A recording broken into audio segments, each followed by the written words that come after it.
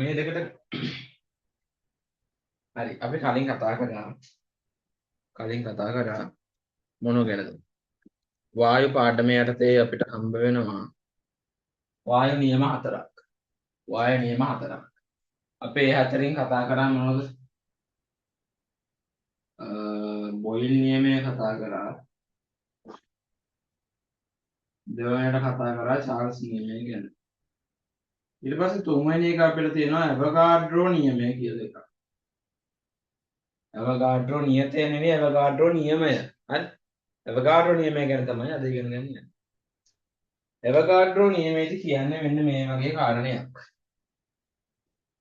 ඇවෝගාඩ්‍රෝ නියමයේදී කියන්නේ මෙන්න මේ වගේ කාරණයක්. හරි?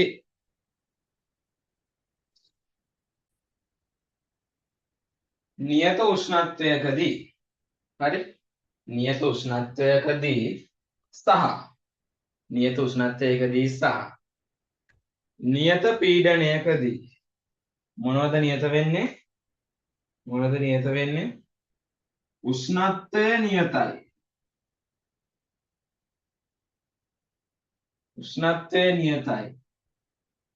පීඩනය නියතයි. ඔය දෙක නියතයි. නියත උෂ්ණත්වයකදී සහ නියත පීඩනයකදී කිසියම් වායුවක පරිමාව එහි ඇති මවුල ඝනයට අනුලෝමව සමානුපාතික වේ. අයි කියන්නේ මොකද කියන්නේ? නියත උෂ්ණත්වයකදී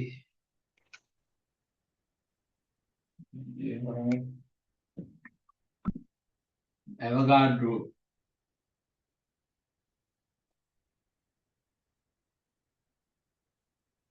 නියමය. මේක ගැන කියන්නේ මවුල සංඛ්‍යාව සහ පරිමාව අතර සම්බන්ධයක්. මොකද්ද කියන්නේ ඒකදී? නියත උෂ්ණත්වයකදී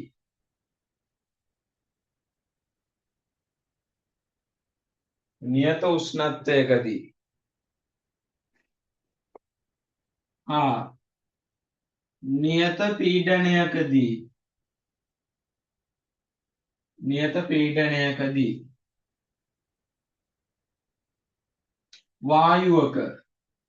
වායුවක පරිමාව එහි අඩංගු මවුල සංඛ්‍යාවට අනුලෝමව සමානුපාතිකයි කියලා. මම ඒක පරීක්ෂණාත්මකව ඔප්පු කරෝතින් මෙන්න මෙහෙම කරා. පරීක්ෂණාත්මකව නෙසොයි. අපේ තියෙන PV සමාන nRT ඇසුරෙන් මම එයාව ව්‍යුත්පන්න කරලා පෙන්නන්නම්. PV සමානයි nRT. හරි? PV සමානයි nRT. ඔතනින් දැන් මොනද නියත? මොනවද? P නියතයි T නියතයි. එහෙනම් මම පරිමාව එක පැත්තකට තියාගෙන nRT යට P කියලා ගත්තොත් මේ මුළු කොටස නියතයක්නේ. මෙයා කොහොමද නියතයි? මෙයත් නියතයි නම් මේ මුළු කොටසම නියතයි. මේක ලියන්න පුළුවන් v සමානයි k වතාවක් n කියලා. k කියලා කියන්නේ මොකද්ද? නියතයක්.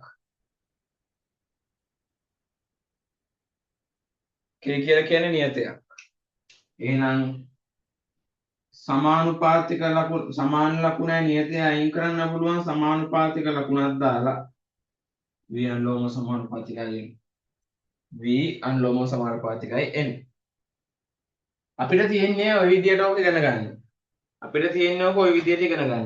නමුත් ඇවෝගාඩ්‍රෝ නියමය අපිට ඉගෙන ගන්න මේ ඇවෝගාඩ්‍රෝ නියමය තුන් විදියකට මේ ප්‍රකාශ කරන්න පුළුවන්. ඒක කිව්වොත් එක විදියක් තමයි මේක. ඊළඟ විදිය තමයි මෙන්න මේක. ඔයා හිතන්න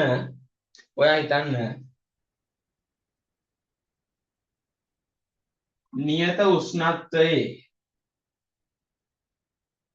නියත පීඩනයක තියෙනවා වායු පරිමාණ දෙකක්.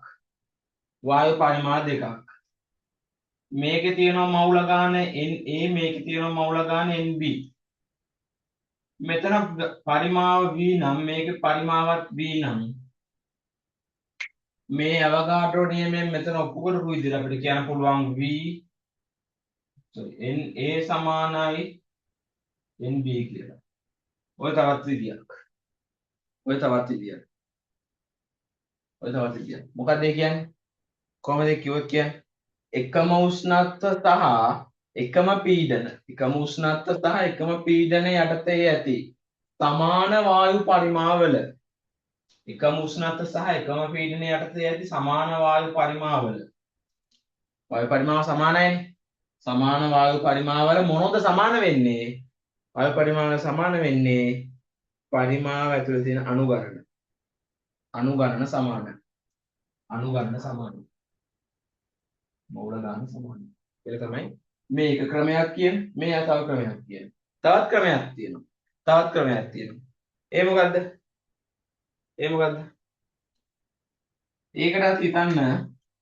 ඒකටත් හිතන්න මෙන්න මේ වගේ වායු පරිමාණ දෙකක් තියෙනවා. උෂ්ණත්වය නියතයි. නැත්නම් දෙකම එකයි. දෙකේම උෂ්ණත්වය T. පීඩනය P. පීඩනයත් නියතයි නම් මේ වත්තරේ අපි හිතන්න ඔයා හිතන්න මේක NA මේක NB මේකේ පරිමාව VA මේකේ පරිමාව VB කියලා. එහෙම හිතන්නකෝ. එහෙම හිතුවොත් ඔයාට මේක අනුව කියන්න පුළුවන් මෙන්න මේ වගේ සම්බන්ධයක්. VA යට VB සමානයි NA යට NB. මේ තියෙන්නේ අවගාඩ්‍රෝ නියමය කියන්න පුළුවන් ආකාර තුනක්. තමයි මේක. මේ මොකද්ද? අපිට තියෙන්නේ මෙන්න මේ විදිහට තමයි ඉගෙන ගන්න තියෙන්නේ. හරි. මේ විදිහට තමයි වඩා වැදගත් වෙන්නේ. මේ විදිහට. අවගාඩ්‍රෝ නියමය. පළවෙනි ආකාරය මොකද්ද? නියත උෂ්ණත්වයකදී සහ නියත පීඩනයකදී කිසියම් වායුවක පරිමාවයෙහි මවුල ගානට අනුලෝමව සමානුපාතික වේ තමයි පළවෙනි විදිය. ඊට පස්සේ කියනවා නියත උෂ්ණත්වයකදී සහ නියත පීඩනයකදී වායුවක සමාන පරිමාණ දෙකක මවුල ගාන සමාන වේ. මෙතන කියන්නේ මොකද්ද? මෙතන කියන්නේ නියත උෂ්ණත්වයකදී හා පීඩනයකදී එකම උෂ්ණත්වයකදී හා එකම පීඩනයකදී තියෙන වායු වල පරිමාතර අනුපාතය මවුල ගන්න අතර අනුපාතයට සමාන වේ. මේ විදිහට තමයි අවගාඩ්‍රෝ නියමය ප්‍රකාශ කරන්න පුළුවන් ආකාර තුන. හරි. ඊට පස්සේ අපිට තියෙනවා මේකෙන් ඕන උදාහරණයක් විතර බලන්න පුළුවන්. උදාහරණයක් බලමු. එක්කෝ මේක මේ ගැටලු ගැන වෙනම වීඩියෝ එකකින් සාකච්ඡා කරමු. අපි යමු ප්‍රස්ථාරවලට. අවගාඩ්‍රෝ නියමයේ ප්‍රස්ථාරවලට.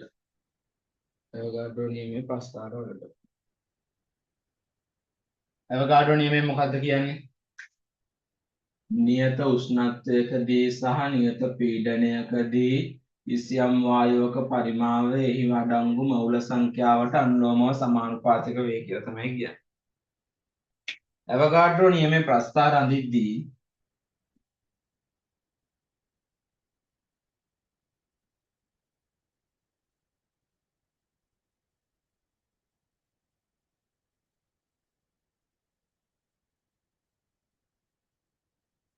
x අක්ෂර ගන්න මොකද්ද? y අක්ෂර ගන්න මොකද්ද?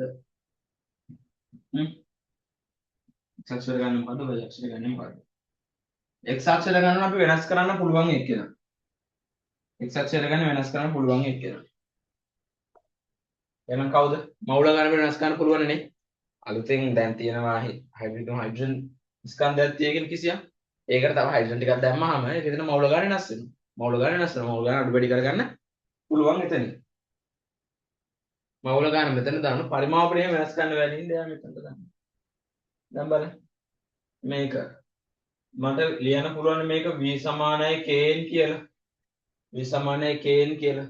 මේ කිසි කතාවක් නැතෝ y සමානයි mx ආකාරයේ ප්‍රස්ථාරයක්. y සමානයි mx ආකාරයේ ප්‍රස්ථාරයක්. එහෙනම් කිසිම ප්‍රශ්නයක් නැතෝ මේක කොහොම යනවා? ඔය විදිහට යනවා. ශුන්‍ය ලක්ෂය කරා ළඟා වෙන්නේ නැහැ. ශුන්‍ය ලක්ෂය කරා ශුන්‍ය ලක්ෂය හරහා යන්නේ නැහැ මේක. ඡේදනය වෙන්නේ නැහැ. හරි. ඊට පස්සේ ඕක තමයි ඔතනින් තියෙන්නේ. ඊට පස්සේ අපි බලමු වෙනස් පීඩනවලදී. වෙනස් පීඩනවලදී මොකද්ද වෙන්නේ කියලා.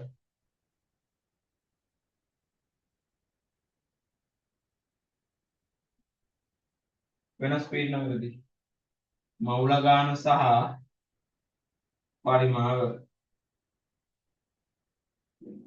මූලගාන සහ පරිමාව මම අර ගත්ත නියත පීඩනය සහ නියත උෂ්ණත්වයේ තියෙන වායු ස්කන්ධයේ පීඩනය කියන එක මම P1 P2 සහ P3 විදියට වැඩි කරමින් යනවා. වැඩි කර කර යනවා.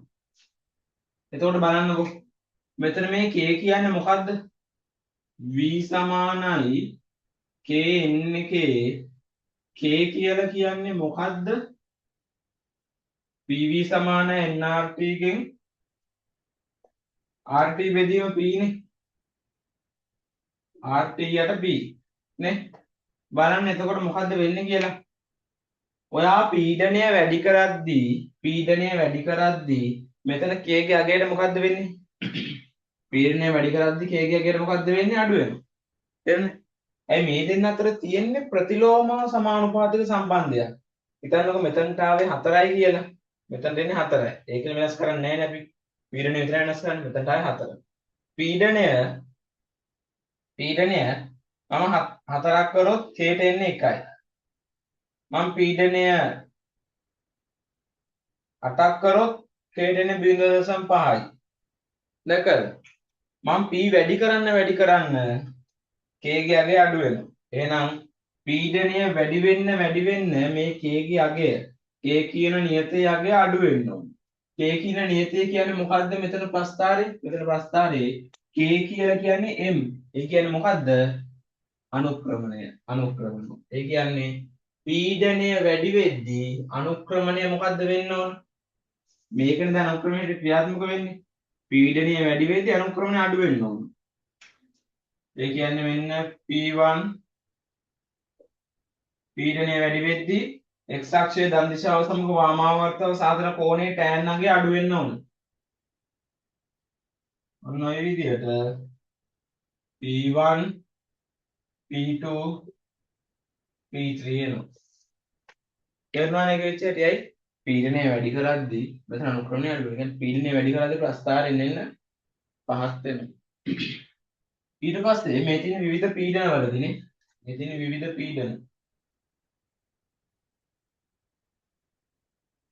පීඩන වලදී මම මේක මකන මෙතන දෙන විවිධ උෂ්ණත්ව වලදී එමක් ගමු විවිධ උෂ්ණත්ව වලදී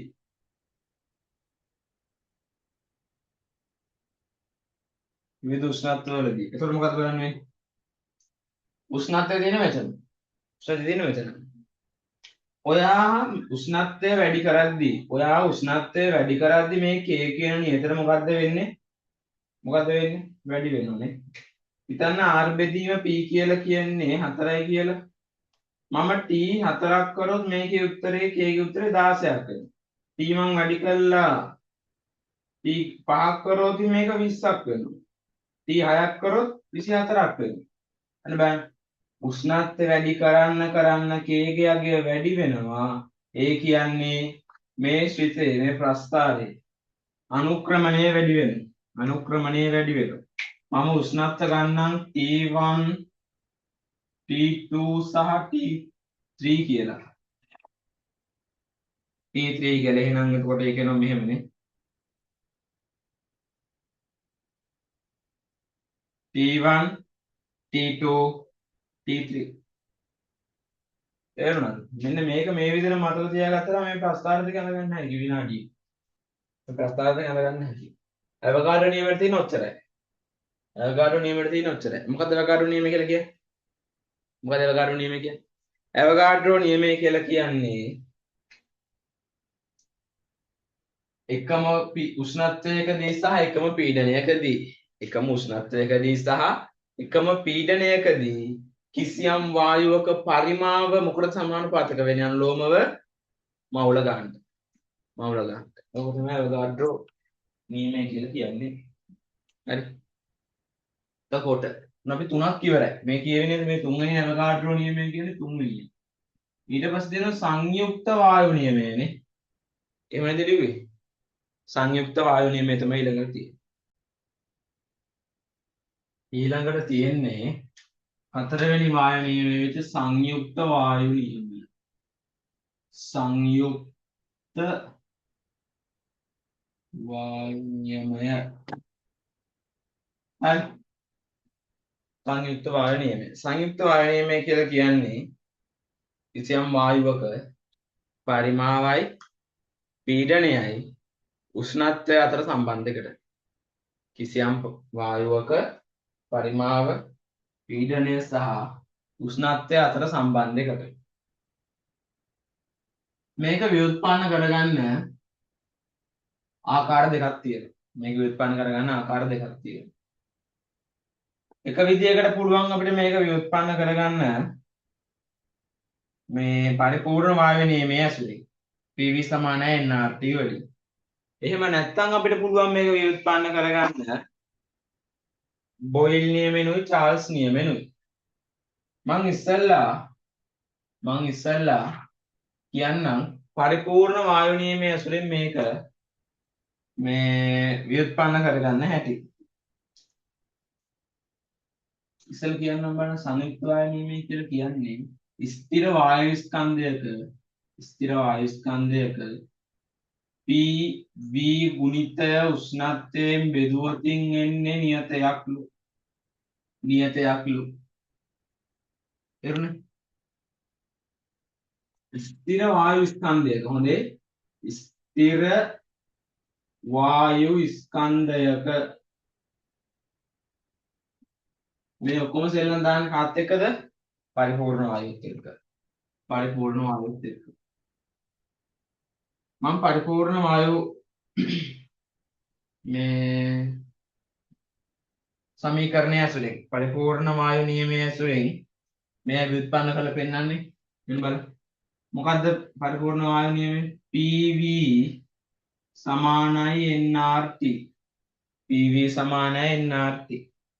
මේකෙන් මම PV ගුණිතයට T නේ ඕන. ඒතර මම PV යට T තියලා මේ දෙන්න මේ පැත්තෙන් තියාගන්න.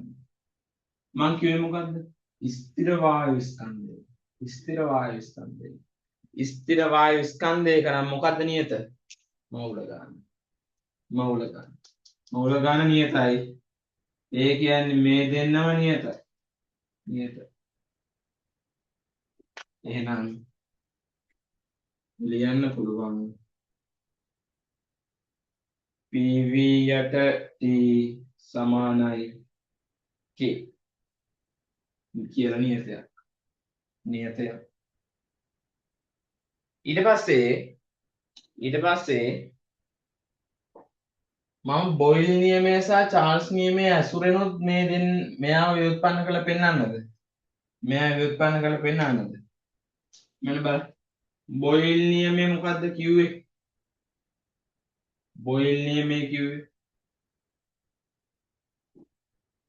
පීඩනය ප්‍රතිලෝමව සමානුපාතිකයි එහි පරිමාවට.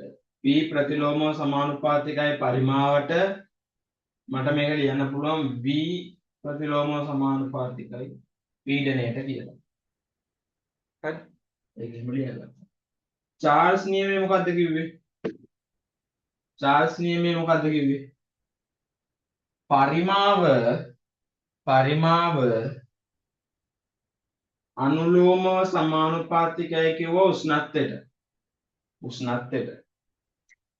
දැන් බලන්නකො මට මේ දෙන්නම එකතු කරලා මෙහෙම ලියන්න පුළුවන් නේද කියලා.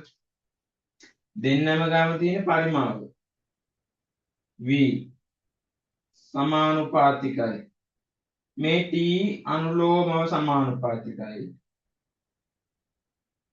වෙනම ලියලා ඉස්සෙල්ලා කියන්නේ. කොහොම ලියන්න පුළුවන්? කොහොම ලියන්න පුළුවන්? මේ කියනවා V අනුලෝමව සමානුපාතිකයි P බෙදීම P ට. P බෙදීම P ට. එතකොට මෙතනින් ඊට පස්සේ අපිට නිගමනය කරන්න පුළුවන් බෑ. දැන් නිගමනය ගන්න බෑ. ඉස්සෙල්ලා මෙයා පොඩක් හදා ගන්න ඕනේ.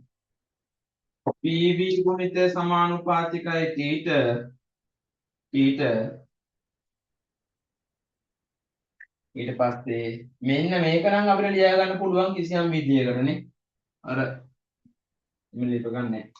මෙහෙම තියෙද්දි ලියන්න බෑ. මෙහෙම කරගෙන තමයි ලියන්න ඕනේ. ලියන්න පුළුවන් PV සමානයි k වතාවක් T කියලා. ඒ අනුලෝම සමානුපාතිකයන්නේ තියෙන්නේ. එහෙනම් මේක ඊට පස්සේ මේ T පාලයට ලියන්න පුළුවන්. PV යට T සමානයි k. ඔය තමයි සංයුක්ත වායු නියමය. සංයුක්ත වායු නියමය. ගණන් වල යෙදෙනකොට මේ හිතේ නිකන් මේක තේරුම් ගන්න වැඩක් වගේ. ගණන් වල යෙදෙනකොට මේ මොනවත් අපි සාකච්ඡා කරමු ඒක ගැන පස්සේ. සංයුක්ත වායු නියමය තමයි කියන්නේ. මොකක්ද කියන්නේ? පීඩනයේ පරිමාවයේ ගුණිතය උෂ්ණත්වයෙන් බෙදූ විට ස්ථිර වායු ස්කන්ධයක නම් ඒනාගේ නියතයක්. ඒනාගේ නියතයක්. එහෙනම් වායු නියම හතර ගැන ඔච්චරයි තියෙන්නේ. තව එකක් තිබ්බා. ඔයාලට PV සමාන nRT එක මේ බොයිල් නියමෙනුයි චාල්ස් නියමෙනුයි අපි මේ ඉගෙන ගත්ත නියම ඇසුරෙන් ව්‍යුත්පන්න කරලා පෙන්නන්න. මේ ඇසුරෙන් අපි දැන් පරිපූර්ණ වායු නියමයේ ඇසුරෙන් තමයි මේ නියම ව්‍යුත්පන්න කරලා ඒක අනිත් පැත්ත කරලා බලමු. හරියනවද කියලා. මෙන්න මේක.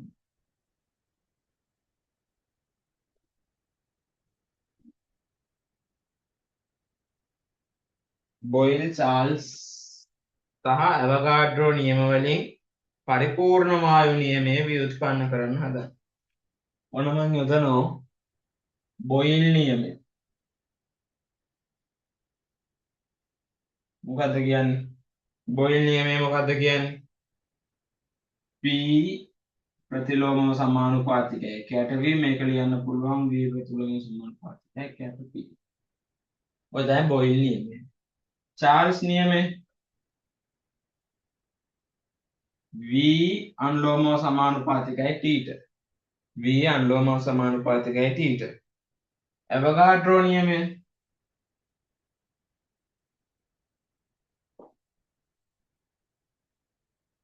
V අනුලෝම සමානුපාතිකයි N ට.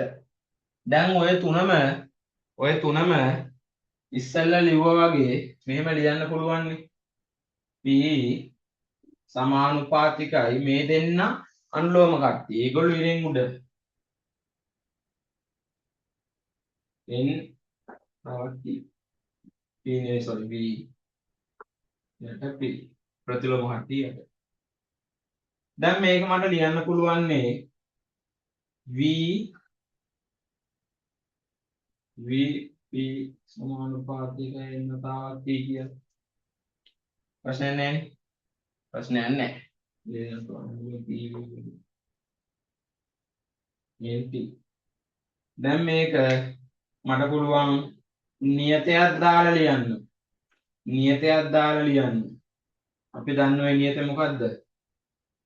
R සර්වත්‍ර වායු නියතය. PV සමාන nR. මේක ලියන්න අපි K කියලා ගත්ත වගේ ගත්ත නියතය තමයි R කියලා කියන්නේ. K වගේ ගත්ත නියතය තමයි R කියලා කියන්නේ. දැන් මෙහෙම ලියන්න සැහැසි. PV සමානයි K වතාවක් NT K සමානයි R විට PV සමානයි K සමානයි R විට PV ගුණිතය සමානයි nRT වෙනවා. PV ගුණිතය සමානයි nRT වෙනවා. ඔය කරේ චාල්ස් නියමය, බොයිල් නියමය, ඇවගාඩ්‍රෝ නියමය ඇසුරෙන් ව්‍යුත්පන්න කරා පරිපූර්ණ වායු නියමය.